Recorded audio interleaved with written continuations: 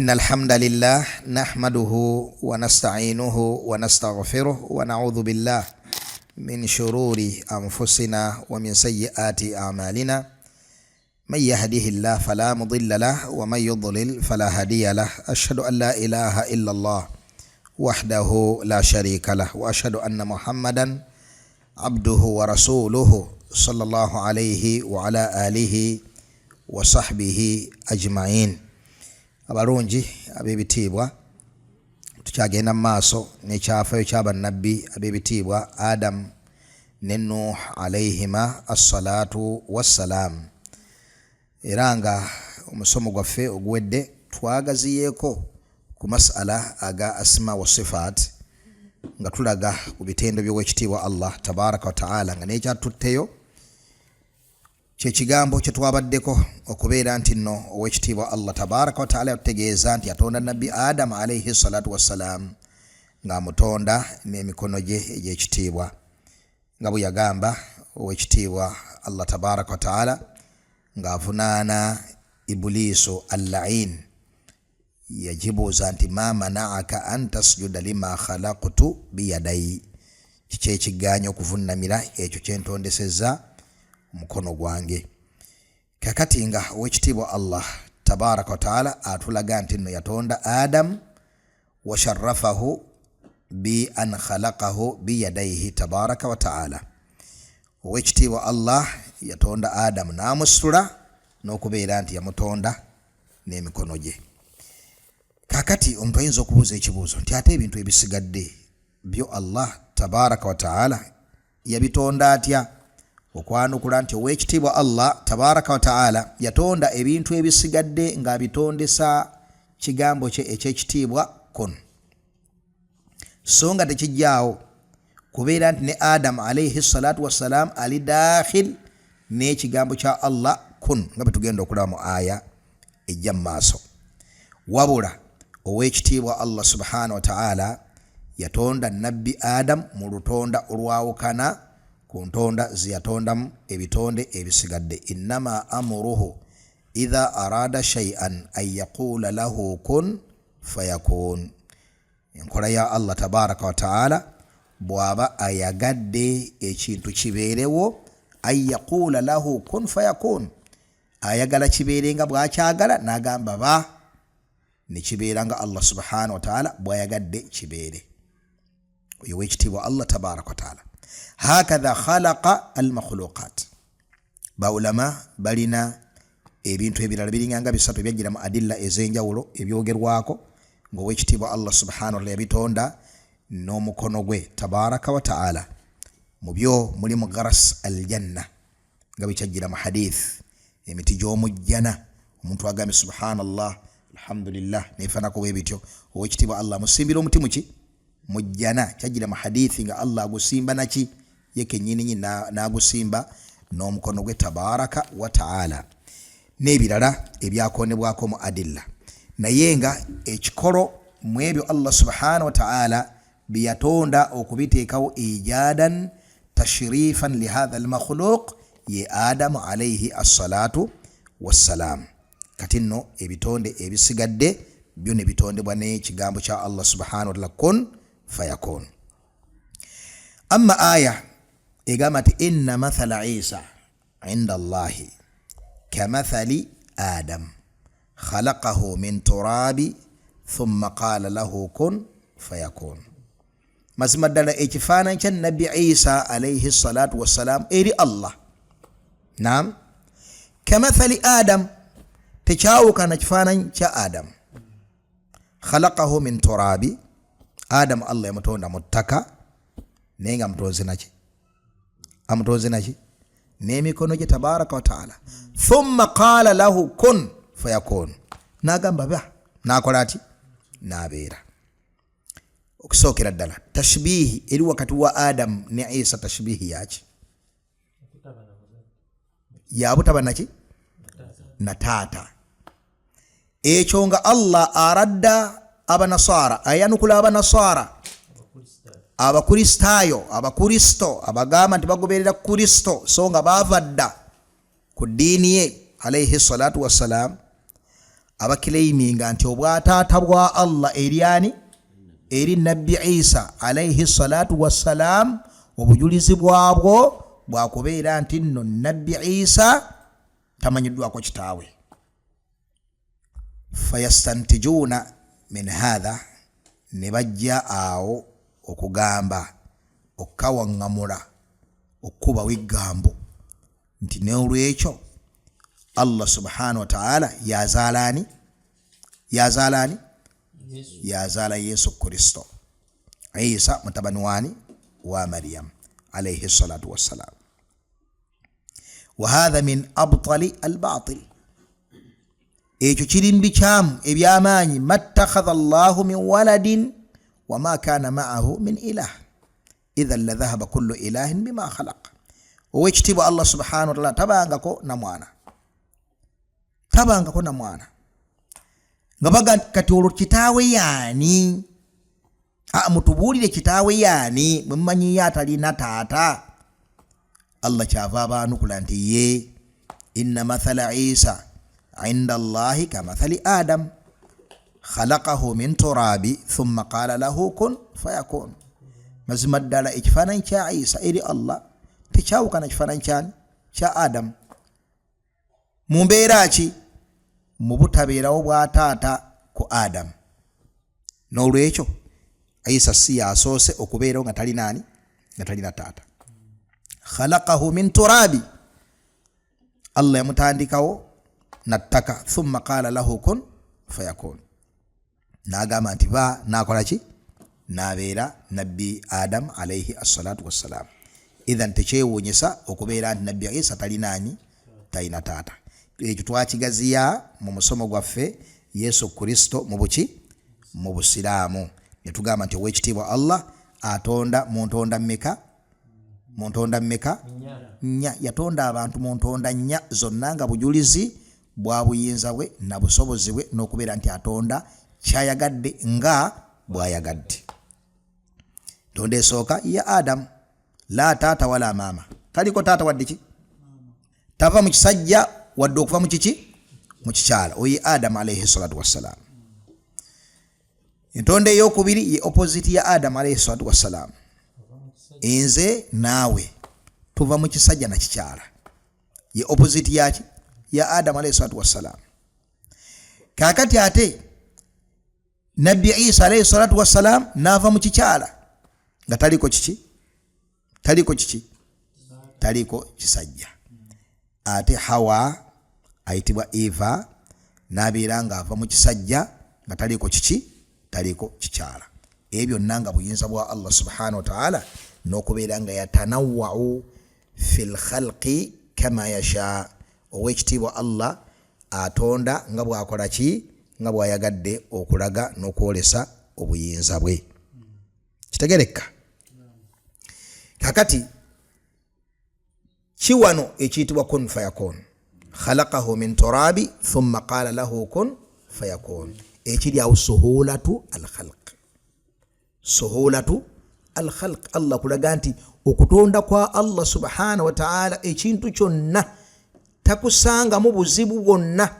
Khalaqahu min turabi, yamutonda mu ttaka, n'atubula engeri yamutonda mu ttaka. Ekyo ng'ekiri awo ekyokumutonda mu ttaka n'emikono gye tabaraka wa ta'ala tashrifan lahu, kumusitula na kulaga nkizo ye.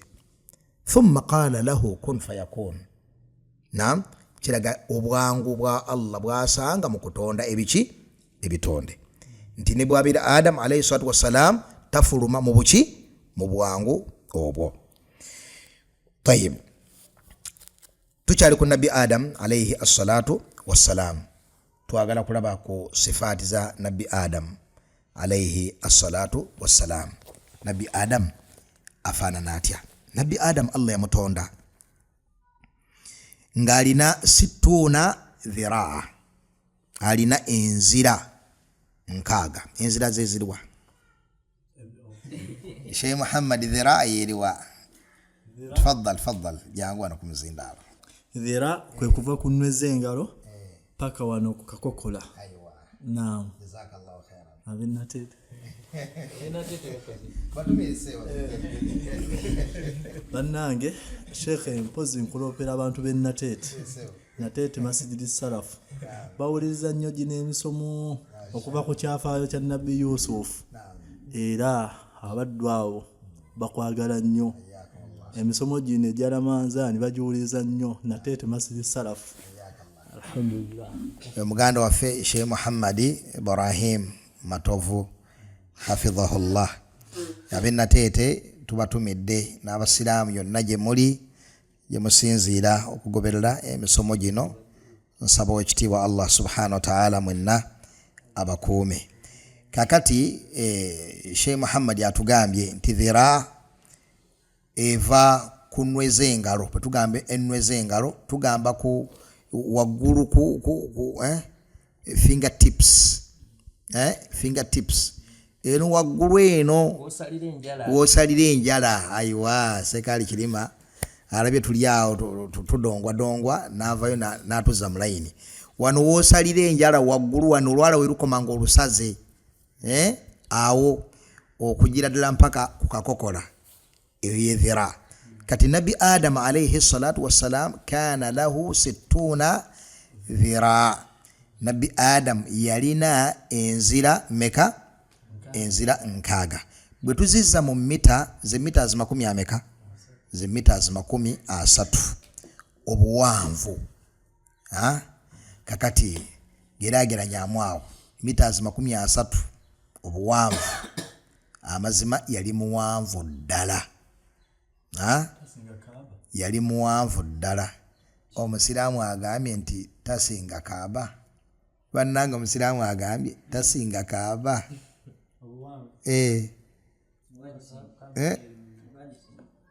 Tesinga bani Kaaba nga tulaba nyimpi. Kaaba nga nyimpi ddala. Toyinza.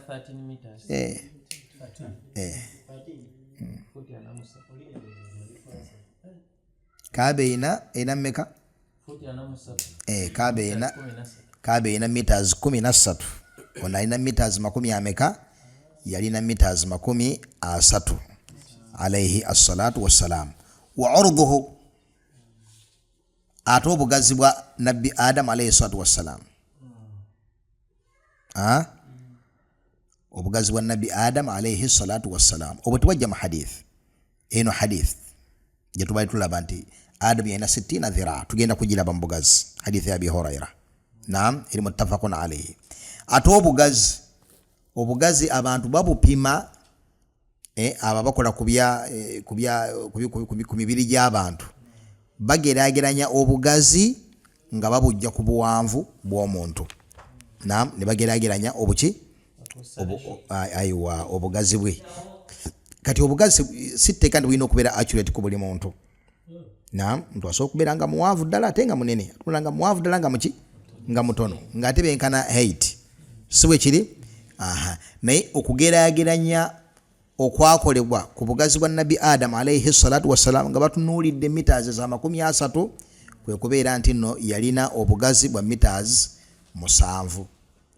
Obugazi bwa meters 7 alayhi as-salatu wassalam. Kati yagamba omubaka Muhammad sallallahu alaihi wasallam mu hadithi ya Abi Huraira, hadithi mpanvu Nabi sallallahu alaihi wasallam yali ayogera ku bantu ab'omujjana naga nti ala surati abihim Adam 60 dhiraa fi sama. Abantu b'omujjana bagenda kubeera ku buwanvu bwa Nabbi Adam alayhi salatu wassalam 60 dhiraa fi sama. Ng'obuwanvu bwali bwanzira nkaaga waggulu. Yamukulu obuwanvu fi sama okuwambuka okudda waggulu. Muttafaqun alayhi ana Abi Huraira nga betugambye. Amma jamaluhu beauty ya Nabi Adam alayhi salatu wassalam. Eyo nayo mu ngeri yemu yajjira mu hadithi eyo nyini gye twogeddeko. Beauty ya Adam alayhi salatu wassalam tugirabira mu bujulizi bungi, naye obumu ku bujulizi yeyo hadithi nyini ya Abi Huraira muttafaqun alayhi gye twogeddeko. Nabbi sallallahu alayhi wasallam yagamba nti ala khalqi rajulin wahid, abantu b'omujjana bagenda kubeera ku ndabika y'omuntu omu omulungi ennyo. Naam, omulungi ennyo. N'agamba nti ala surati abihim Adam, nga bali ku kifaananyi kya nabbi Adam alayhi salatu wassalam. Bali mu ndabika ya nabbi Adam alayhi salatu wassalam. Bantu b'omuki b'omujjana. Kakati tobuuza bulungi nabbi Adam alayhi salatu wassalam bwe yaliko. Tobuuza bulungi nabbi Adam alayhi salatu bwe yakola ki? Bwabeera nga abantu b'omujjana bagenda kubeera ku bulungi bwa nabbi Adam alayhi salatu wassalam. Era mbujulizi yagamba ekyo Allah subhanahu wa ta'ala nti walaqad khalaqnal insana fi ahsani taqwim. Mu aya eyo mulimu obujulizi obulaga nti nno nabbi Adam alayhi salatu wassalam yali ku climax ya beauty, yali ku bulungi obw'okuntikko. Walaqad khalaqnal insana fi ahsani taqwim. Mazima ddala ow'ekitiibwa Allah yatonda omuntu ng'amutonde mu kifaananyi ekyawaggulu.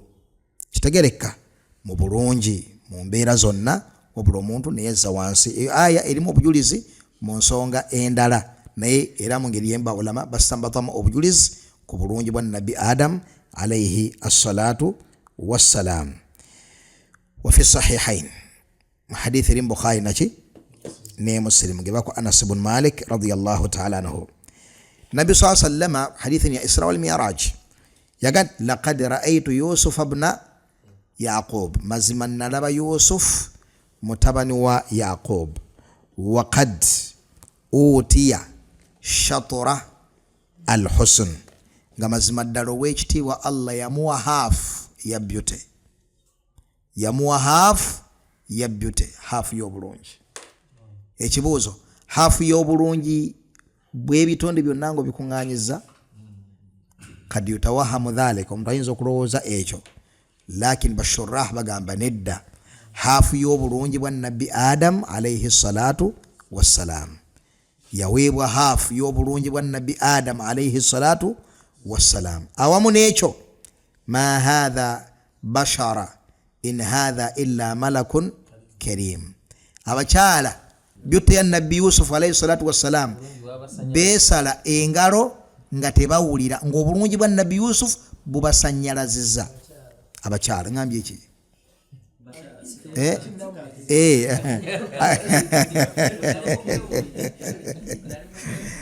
Ali mu kweyoonya.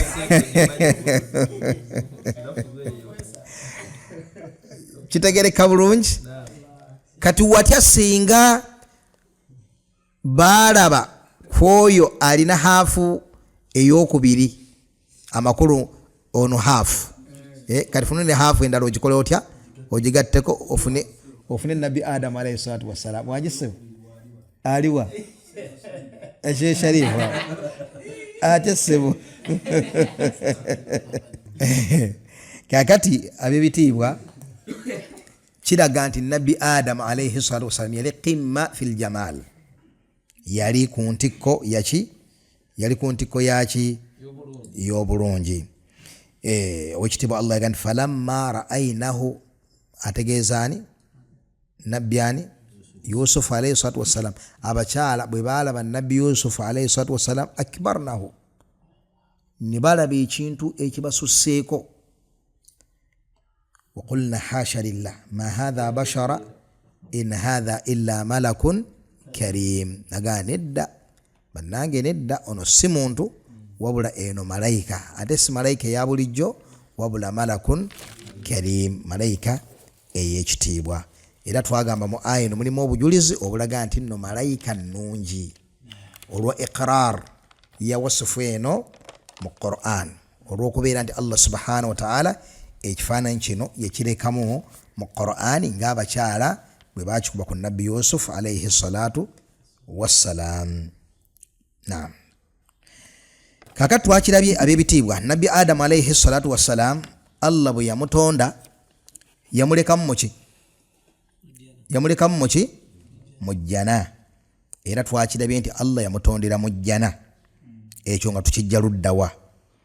Agamba omubaka Muhammadi sallallahu alayhi wasallam, hadithi ya Anas ibn Malik radiyallahu ta'ala anhu eri mu sahihi ya Imam Muslim yagamba lamma sawwara Allahu Adama fil janna owekitiibwa Allah tabaraka wa ta'ala bwe yamala okubeera nga Adamu amuwa ekifaananyi kye mu jjana mu jjana tarakahu ma sha Allahu an yatrukahu owekitiibwa Allah subhanahu wa ta'ala yamuleka ekiseera kiwanvu ddala kiyayagala Allah okubeera nga amuleka mu jjana eyo.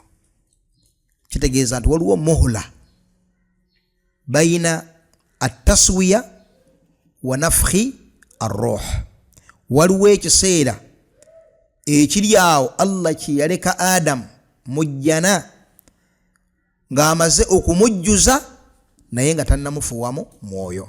Eno hadithi yekitulaga. Ba ulama baleeta ensonga bbiri. Ensonga emu tugenda gira mu hadithi eno.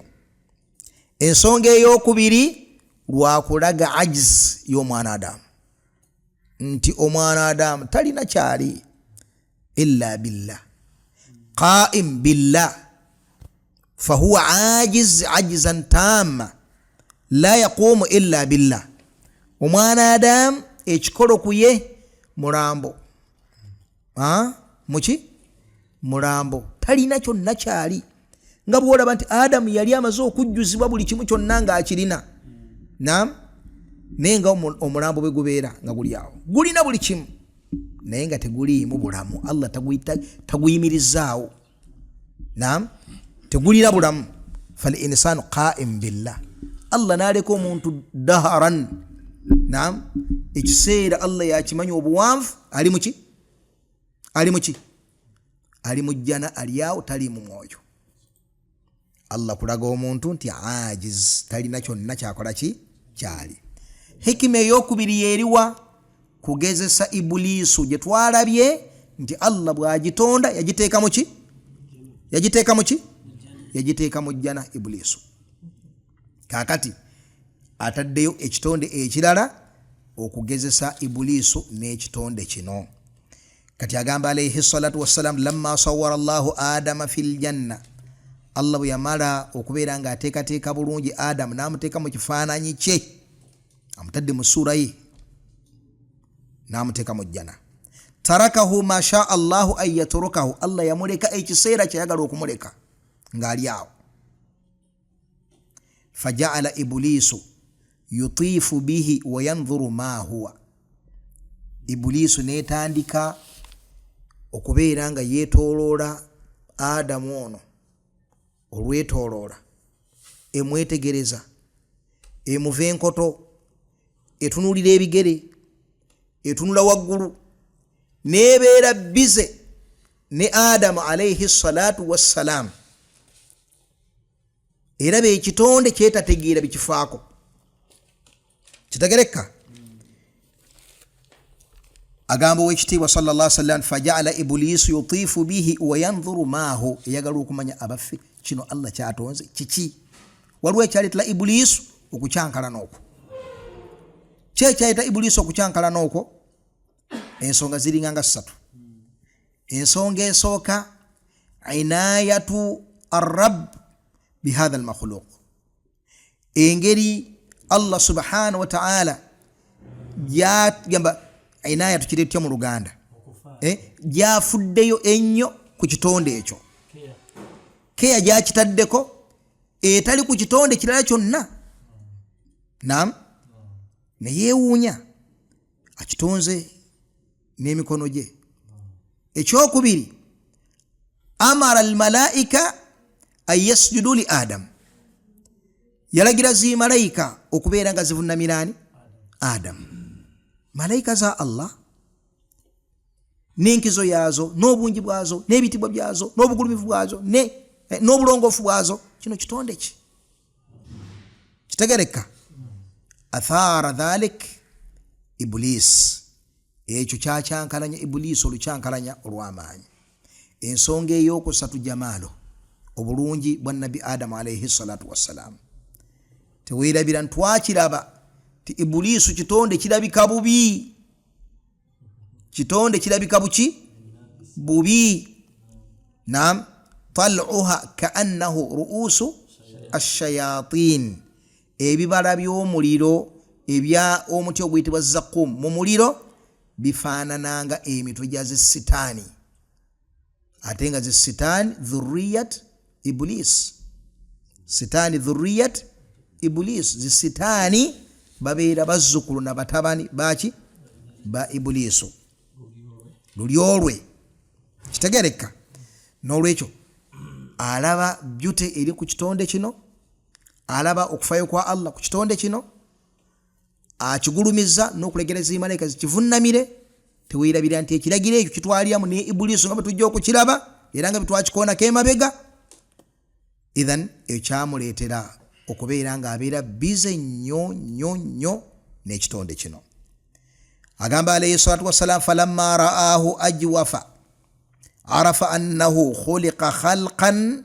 la yatamalak bwe yalaba adamu alayhi salatu wassalam ngaali ajwafu kyeki lahu faraghat fi dakhil alina ebituli bingi munda mu ye yaani omuntu bituli bingi omuntu bituli ki bituli bingi era ebituli ebyo byebireetera omusaayi okutambula byebireetera enzymes okutambula byebireetera egundi emmere okutambula byebireeta omukka okutambula byebireeta nam bwe yamulaba nga akubyeko faraghat fi dakhil kyebayita ajwaf nam arafa ibulisu n'amanya nti khuliqa khalqan ekitonde kino kitondeddwa mu ntonda la yatamalak yekitonde ekitasobola kwefuga Imamu Nawawi rahimahullah bwe yalaga kigambo la yatamalak yagamba ay inda al-ghadabi wa inda ash-shahwa naam ekitonde ekitondeddwa tekisobola kwefuga nga kinyiize obanga kirina kyekyagala okutuukako era ng'oyo muntu oyo muki oyo ye muntu ibulisu bwe yalaba ekyo neefuna obutebenkevu mu mutima mutunulira khubuth y'omulabe waffe mulabe khubuth y'omuki mulabe obubi n'obukyafu bw'omutima gw'omulabe waffe gwe tudiiringa naye kitonde Allah kitadde mujjana tannakifuwamu na mwoyo naye ibulisu n'ekyetoolola wabweru n'ekitaamakamu n'emunda Allah yagireka n'esobola okubeera ng'eyingira munda n'ekyekinga byonna ebikwatagana ku n'eraba nti erina weesobola okutamakkana mu kitonde kino n'efuna obuweweevu n'obutebenkevu kati bino byonna ebigenda okuddirira mu maaso nga yeeweera eri Allah subhanahu wa ta'ala naam ebyeweera ku irimu eno kitegereka hadithi eno etulaga okweweera kwa ibulisu singa onampangaza ngenda kukola bwenti ogenda kusingana bangi gati nga bafaana bwe bati nga ayati bwe tugenda okuzira mu maaso naam byonna ebijja kubeera nti emaze okukola save emala ku kitonde kino neeraba nga erina obuyingiriro ku kyo era ejja kusobola okubeera nga ekikosa singa Allah n'abeera akisutudde kuyo kitegereka kakati nga bwe tugambye Imamu Nawawi rahimahullah yagamba nti la yatamala kitegeeza nti kitonde ekitasobola kwefuga mu kunyiiga ne mu shahwa era mu mbeera ezebbiri ibulisu mwefugira omwana Adamu mu mbeera ezebbiri imma inda al-ghadab omuntu ng'anyiize twagamba nti asobola wayanga zimuvuddeko yeewuliranga kwegamba atakyaliye ng'asanyaladde naam nawuliranga omusaayi ogumutambula mu buli kanyomero eyo nebeera ibulisu alladhi yajri min ibn adama majra ad-dam ekyokubiri inda shahwa njagala kayumba njagala visa njagala genda ko bweru visa annyonnyola buli kitonde kyagwako mwakikwa nakiza mu kasonda nakirimba nakikwa ayagala ki ayagala kufuna visa ekifaananyi ekyamangu njagala mukyala ekkubo libeeramu amazinga gasazeemu ayiwa oli ali mmotoka wagisebo mubimu ku bifaananyi bye tulabirako ewaffe e Uganda amazzi gasobola okuba nga gasaza ekkubo naye ng'ab'okukyalo bagamba nti awo nno toyitawo walikyusiza ekkubo genda ogitogire eri ab'okukyalo be babulabula amazzi gasaze galiku naye ng'ali mmotoka awulira ng'ayina okusalamu agenda ng'ayina kyayagala eyo omutima kinemye nokisiiga kanjikumalireyo era abamu bawunzika bawakanyiza ab'oku kitundu ne basala ne gamutwala era abamu bawunzika bawakanyiza ab'oku kitundu ne bakola batya ne basala nawunzika nga amazzi gamututte kakati inda shahwa la yatamalak yani inda alghadab washahwa naam kakati owekitiibwa Adamu alayhi salatu wassalam obujulizi buno bwe tulabye butulaga nti yatondebwa mu ttaka ly'oku dduniya naye ng'atondeddwa munda muki ng'atondeddwa munda mu jjana olwa hadithi eri gye tulabye ya Anas bin Malik naam yagamba nti lamma sawwara Allahu Adama fil janna nabbi Adam Allah bwe yamala okumutonda mu jjana tarakahu ma sha Allahu an yatrukahu jukira tannafuyibwamu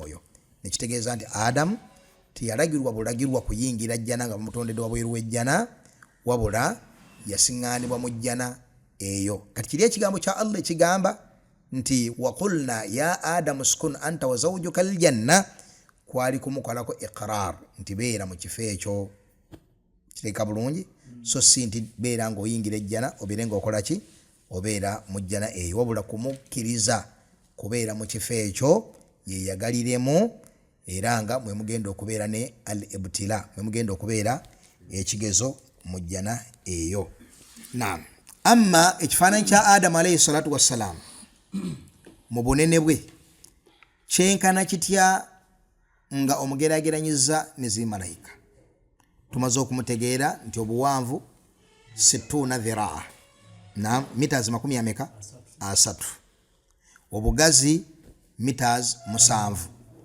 naam kakati yenkana atya Adamu oyo bw'omugeraageranya ku zimalayika okwanukula nti Adamu talina kyali ng'omugeraageranyiza ku bunene bwa malayika z'owekitiibwa Allah tabaraka wa ta'ala bidhaati ba'dhi almalaika naddala malayika ezimu owekitiibwa Allah zakola ki ziyatugamba hadithi ombaka sallallahu alaihi wasallama yatenda malayika n'atenda hamalat al-arsh n'atenda malayika ezikola emirimu egy'enjawulo yatenda Jibrilu alayhi salatu wassalam Nabi sallallahu alayhi wasallam nyine bwe yalayogerako malaika Jibrilu alayhi salatu wassalam yagamba nti ra'aytu Jibrilu ala suratihi wa khalquhu sadun ma baina al-ufuq nalaba malaika Jibrilu ku kifaananyi kye nyine naye nga amazeyo horizons zonna kitegeeza ki horizon kyeki horizon kyeki mu Luwarabu eyitibwa al-ufuq obwengula kite obwengula katubyanguye bw'obeera omuto ensi oba omanyi weekoma kitegereka kati awo ensi woolengera ekoma amakulu nti enjuba olengera olaba ng'egudde awo kati akakafo konna akayitibwa horizons bwetambula otuukewo ne weeyongerayo kati awo woolengera wayitibwa horizons naam olabira ensi ng'ekwataganye n'eggulu ensi weekwataganya n'eggulu wewayitibwa horizon aywa kati mu warabo yitibwa al ufuq kati nabbi madha Muhammad sallallahu alaihi wasallam atuganti yalaba Jibrilu mu kifaananyi kye wa khalquhu sadun ma baina al ufuq nga amazeeyo horizons. Naam, kitegeeza nga ensi alinganga agikoze eki agimazeewo Jibrilu alayhi salatu wassalam. Kakati hadithi eno ya sahabi owekitiibwa ayitibwa Jabir ibn Abdillah radiyallahu ta'ala anhu qala an-nabiy sallallahu alayhi wa sallam, nabbi yagamba nti udhina li an uhaddithakum an malakin min malaikati llah min hamalati al-arsh. Owekitiibwa Allah yanzikiriza mbanyumizeeko ku malaika emu bweti mu malaika za Allah tabaraka wa ta'ala ezo ezitudde arushiye. Nkozi ziri mmeka ziri 8. wa yahmilu arusha rabbika fawqahum yawma idhin 8 ziri 8. kati agamba alayhi salatu wassalam ekigambo kino udhina li yush'ir wallahu alam okifuna mu feeling egamba nti nabbi yasaba Allah mukkirize anyumize abaddu kwekyo kiyamanya ku malaika eyo, imma mu kubeera nti Allah yagimulaga oba yagimutendera. Kitegeka bulungi? Naam, udhina li okiwulira nabbi yayagala atubuulireko ngaffe abatonde tutegeera obugulumivu bwa Allah nga tubutegeeredde ku bugulumivu bwebimu ku bitonde bye. Gwe mugaso oguli wano mu hadithi eno. Wa illa okutegeera obutegeeza obugulumivu bwa malayika n'okomaawo wato kifunye mugaso. Si bwe kiri? Kati agamba nti innama bayna shahmati udhnihi ila atiqihi masirat 700 sana. حديث رواه أبو داود وفق الله الجميع لما يحبه ويرضى والحمد لله رب العالمين.